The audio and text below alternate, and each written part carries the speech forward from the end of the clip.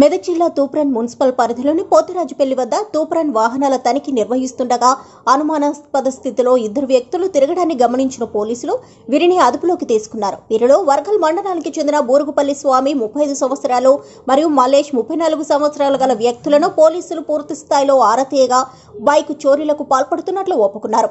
సోమవారం నాడు మెదక్ జిల్లా ఎస్పీ బాలస్వామి ఆధ్వర్యంలో ఏర్పాటు చేసిన మీడియా సమావేశంలో జిల్లా ఎస్పీ మాట్లాడుతూ ఈ ఇద్దరిని పూర్తి స్థాయిలో విచారణ చేయగా 12 బైకులు చోరీ చేశామని చెప్పడంతో తూప్రాన్ పోలీసులు 12 బైకులను స్వాధీనపరుచుకోవడం జరిగిందని, ఇందులో 9 బైకుల కేసు నమోదైనట్లు 3 బైకులు ఓనర్లకు సమాచారం ఇవ్వడం జరిగిందని వెల్లడించారు. అయితే ఇందులో తూప్రాన్ పరిధిలో 3 బైకులు, మనోహరాబాద్ పరిధిలో 2 బైకులు, సిద్దిపేట, కుకునూర్పల్లిలో ఒక్కొక్కటి, గజ్వేల్లో 1 బైకును చోరీ చేశామని దొంగలు ఒప్పుకున్నారని, వీరిరువురిని పోలీసులు కేసు నమోదు చేసి రిమాండ్కు తరలించామని వివరించారు.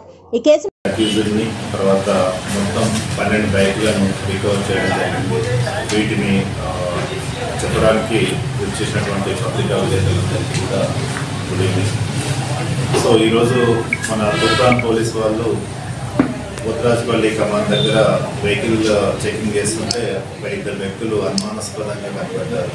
సో అనుమానాస్పదంతో వాళ్ళిద్దరిని పట్టుకుని విచారించగా వాళ్ళు బైక్ దొంగతనాలు చేస్తున్నారని ఒప్పుకున్నారు. సో వాళ్ళ ఒప్పుకోలను బట్టి మనము వాళ్ళ దగ్గర నుంచి దాదాపు 12 బైకులను కూడా రికవరీ చేయడం జరిగింది. ఇందులో 9 బైకులకు సంబంధించి వివిధ పోలీస్ స్టేషన్లలో 9 కేసులు రిజిస్టర్ కావడం జరిగింది. రిమైనింగ్ 3 కూడా వెహికల్ ఓనర్స్, తర్వాత అటువంటి బైక్ల వివరాలు కొన్ని పూర్తిగా తెలియలేదు. సో అవి కూడా తెలుసుకొని వాటిని కూడా రిజిస్టర్ చేస్తాము.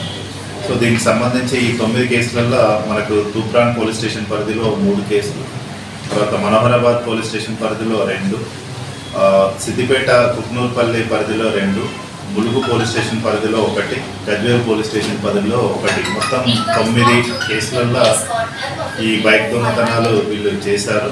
ఈ ఇద్దరు కూడా మన వర్గల్ మండల్ సిద్దిపేటకి చెందిన వారు, బూరుగుపల్లి స్వామి అండ్ బూరుగుపల్లి మల్లేష్.